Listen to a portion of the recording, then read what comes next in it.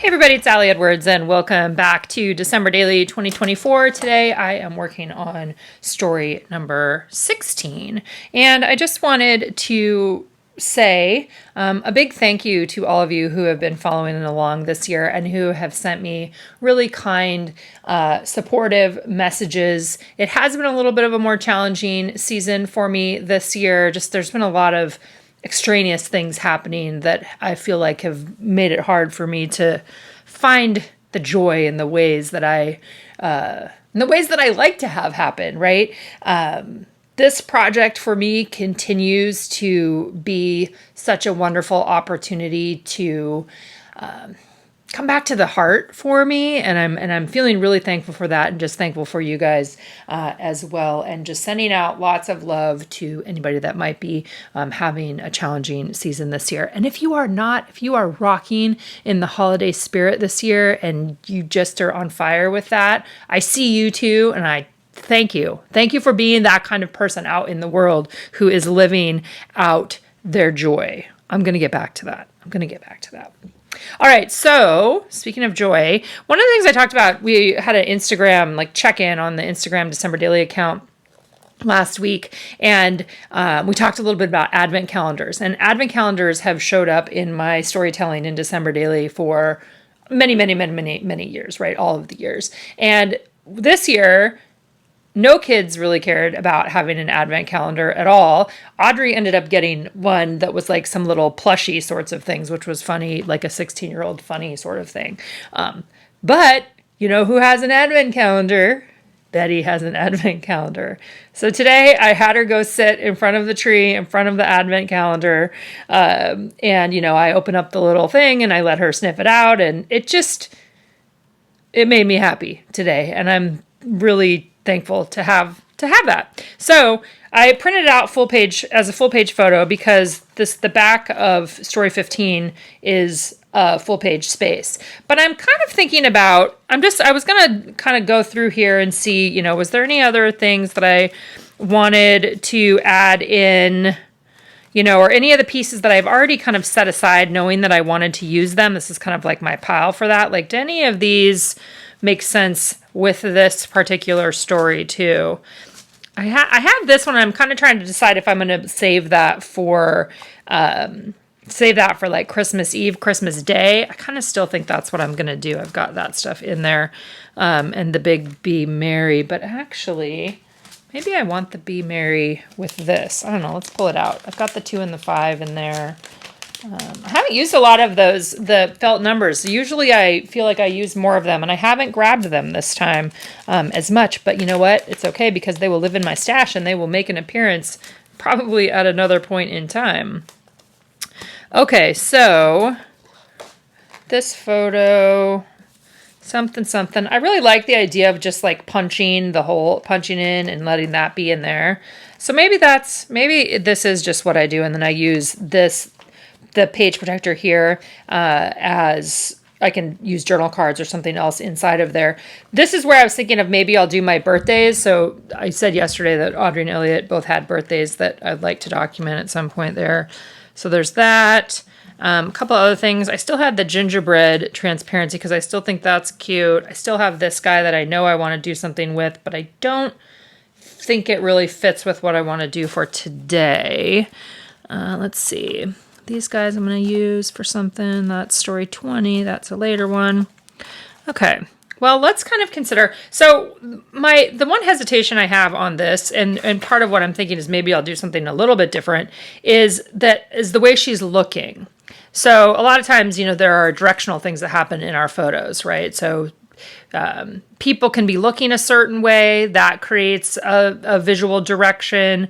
There can be shapes that are moving a certain way, but when you have eyes that are pointing that way, like if she's on this side, then her eyes are pointing out to the left, and I kind of like it better over here. So maybe what I'll do instead, something I haven't done yet, is do a full page of stamping. Kind of always like that, but I also could just do a full page of writing. I don't know yet. This is what I got to decide, because I kind of like this in here too. Or do I just go back over here? Decisions, even though I just talked all about the directional thing. It's kind of funny too because she just looks like she's got no time, right? She's got no time for my picture taking. Here, she just wants her treats, which is also kind of funny. So maybe I will. I'm going to cut it out and let's see what happens. Okay, as you have often seen me do on here, I often walk through a variety of different ideas before I land on the actual idea that I end up with in the end. That's a lot of words right there. Sometimes it is a process of adding things, and sometimes it is a process of subtracting things. And I often just move things around until it feels good. So I definitely am listening to kind of my internal voice. So what you're going to see right here is just me kind of like looking at the pages that I have already. Where do I want to, is there something else I can add here? Kind of just trying to think through and also touching a lot of things. And as I was watching this back, I was thinking about how, for me, like the tactile sensation of touching the different things helps me to formulate ideas. So I love the idea right here of adding these circles onto the 3x4. So you may see me do that in an upcoming page, even though I didn't end up using that on here today. I love the red. I love the journal cards. It would have been a fine solution to pair that full page photo with the 4-pocket page. And I also went through a couple of other ideas. I was like, oh, I could add this vellum in instead. And it just really, I'm looking, right? I'm looking, I'm thinking, I'm letting my ideas kind of evolve. So here I have the small transparency with the gingerbread on it. And I was kind of thinking, oh, I could cut that in half and I could layer that on each of those red cards there. I also just pulled out a bow and I set the bow on Betty, and that was kind of cute. That could have been a solution. I'm looking at the around here ornament. Lots of different things that I could do, right? There's a bazillion different solutions to any of these little design puzzles that we're playing with. So I like to leave this in sometimes so that you guys can see me playing around, see me picking things up, see me choose not to do certain things, and then choose to do other things. What I always want you to remember, though, is that there isn't a right or a wrong. And just because I do something one way does not mean that that is the only way to do it. It just means that that's the way that I decided to do it today. Trying to be connected to my story, trying to think about what feels good to me. Those are the things that I keep coming back to again and again in my own head and heart as I am working on these kinds of projects. All right, let's see where this one ends up. Okay, so I ended up printing out a story. And this feels like a very traditional way that I have approached some of these things in the past. I think I really like the gingerbread men, the colorful gingerbread men in the story. I like the spread. And so I just thought, what if I just do a title with my journaling in green, and then I'll just adhere it right on here, maybe stitch it on there. And then I can adhere this whole thing just onto the background. So it just becomes, rather than being a page that would turn, I don't feel like I really need that, but I like the white or the guys on there. Actually, there is a paper, isn't there? Where is that one? Okay, so there is a paper. So I could do paper on there with this on top, but I think I like the little bit smaller scale. So you'll see more of them once I cut this out. Let's look and see here.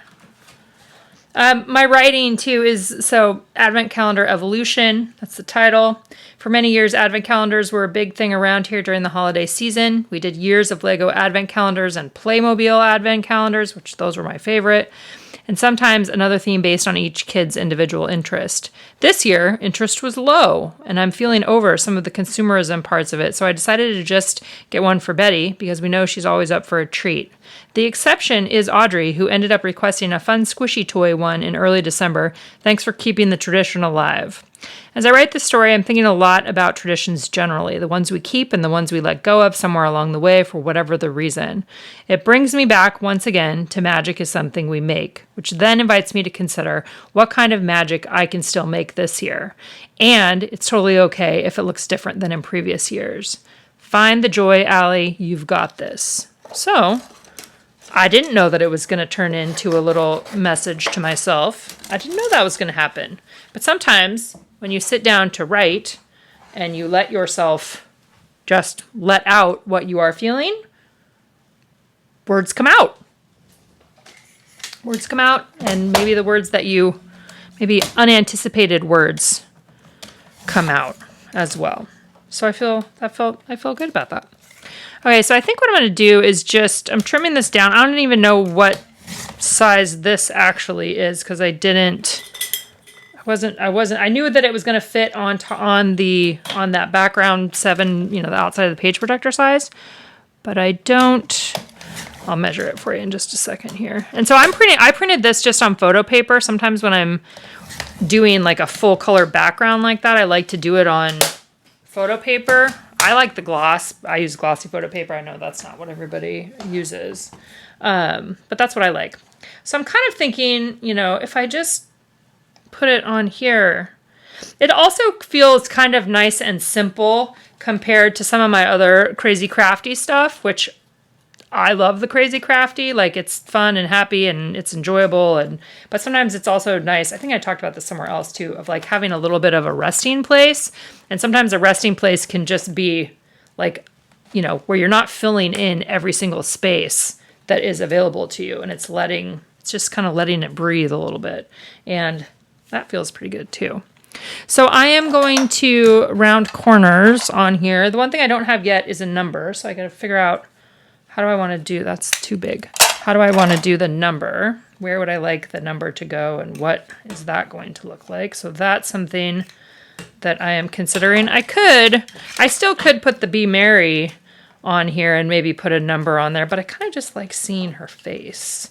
So I might do just small numbers on the photo. That would be an option. See, this is kind of what I'm thinking of. And maybe I think I am going to actually just stitch this on there. I'm going to stitch it onto the transparency, and then I'm going to put adhesive down underneath here, and we'll just put this in, and it'll be adhered to the page. I'm trying to decide if I want to go around the edges on that too, like with a washi tape or something that would be around the edge. Or does it matter? Does it matter if it lifts up a little bit right there? Could I stitch the whole thing on there? These are the things that I could probably have white on there right now. So I could probably stitch this right onto the back, and that would look okay on there too, just as a border around the outside. So I think I will stitch this on here. Maybe actually I'll just go right across the line right there. Do one little stitch right there. I think this is what I'm going to do.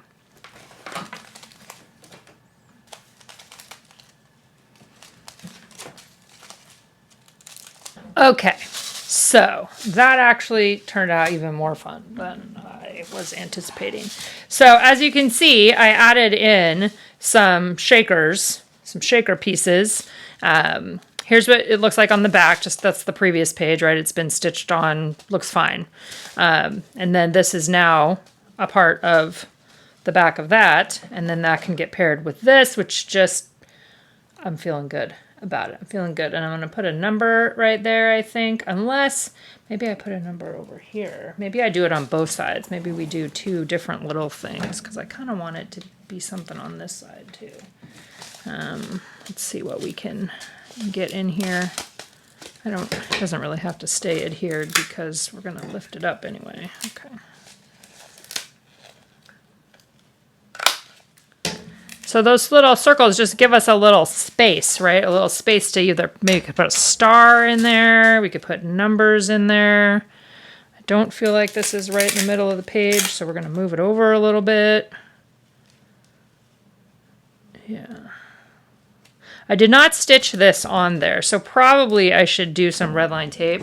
I think that's what I will end up doing.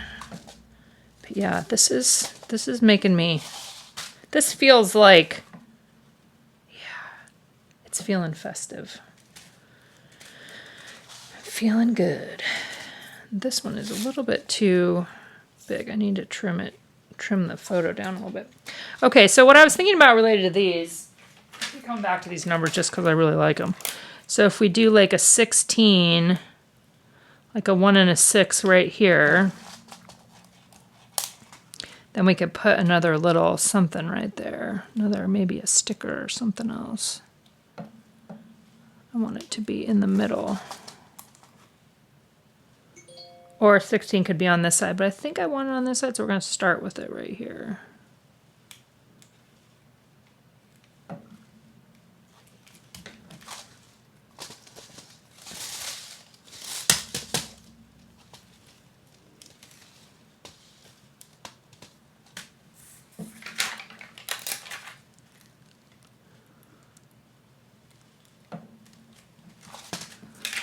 Okay, so I need something else that can go right in that little space. Oh, those guys are so fun.